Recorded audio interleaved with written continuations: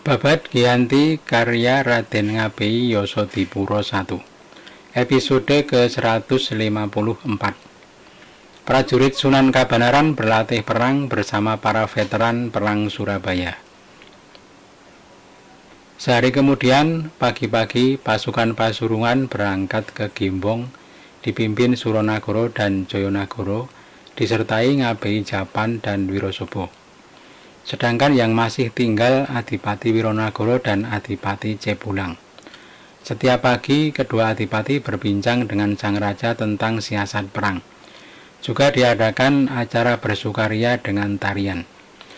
Ada orang dari Bali yang masih keturunan raja bernama Raden Manik Lungit dan Raden Jayastro. Mereka membawa prajurit dari Nusa Kambangan Bali masing-masing 30 orang. Keinginannya hendak mengabdi kepada Sunan Kabanaran. Sudah diterima dan dikaryakan sebagai prajurit dengan nama kesatuan Brojoyudo dan ditempatkan sebagai prajurit keparak. Pakaiannya pun disamakan dengan memakai pakaian putih diseling merah. Semua diberi topi warna merah putih. Besar hati para prajurit Nusa Kambangan. Setiap hari sang raja keluar mengerahkan prajurit dan diajarkan strategi perang. Yang diharapkan Ngabei Jangrono bisa memberi masukan dalam gelar perang. Mas Ronggo Wirosantiko memimpin segenap prajurit keparak. Di luar kota pada sebuah lapangan yang luas, para prajurit berlatih perang. Yang pertama latihan perang kuda, lalu dilanjutkan latihan perang darat. Mas Ronggo sebagai pimpinan prajurit bertanya kepada Ngabei Jangrono, "Bagian mana yang belum baik, Paman?" Ngabei Jangrono menjawab, "Semua sudah bagus, Nak. Sudah melebihi gelar perang yang dulu-dulu. Ini sudah bagus. Bau saya sampai kecapean menahan Anda. Kalau melawan orang Surabaya, saya tahan sudah bubar para panglimanya. Saya sambil terkantuk-kantuk pun bisa." Tertawa para bupati mendengar seloroh Jangrono. Mereka terus berbincang tentang strategi perang bersama Ngabei Jangrono yang sudah berpengalaman tempur dan tangguh dalam perang. Jangrono melanjutkan, "Nak Ronggo, aturan perang jaraknya selemparan jatuhnya tombak. Itu kalau perang memakai aturan." Mas Ronggo berkata, "Maka sang raja meminta Anda untuk memberi masukan, barangkali ada yang salah.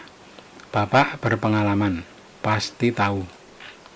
Ngabei Jangrono berkata, "Jangan membuang aturan dan hanya mengamuk saja, tak berhitung waktu. Ibarat mau menebang pohon sidoguri pakai kapak. Kalau menebang pohon kosambi pakai apa? Apakah ada kapak sebesar tikar pandan dan gagangnya sepanjang teras rumah? Lalu manusia sebesar apa? 2 gajah atau 4 gajah?" Semua tertawa mendengar arahan Jangrono yang disampaikan secara jenaka. Setelah mundur dari arena latihan, para bupati kembali menghadap sang raja. Tetapi Ki Jangrono tidak mau ikut masuk. "Sudah, Nak, Anda sendiri yang masuk. Tidak ada yang akan saya laporkan." Mas Ronggo masuk dan menghadap sang raja. Sang raja bertanya, "Ada di mana Jangrono?" Mas Ronggo berkata, "Beliau bersikeras di luar saja." Sang raja bertanya, "Bagaimana latihan perangnya? Apakah ada masukan dari Jangrono?"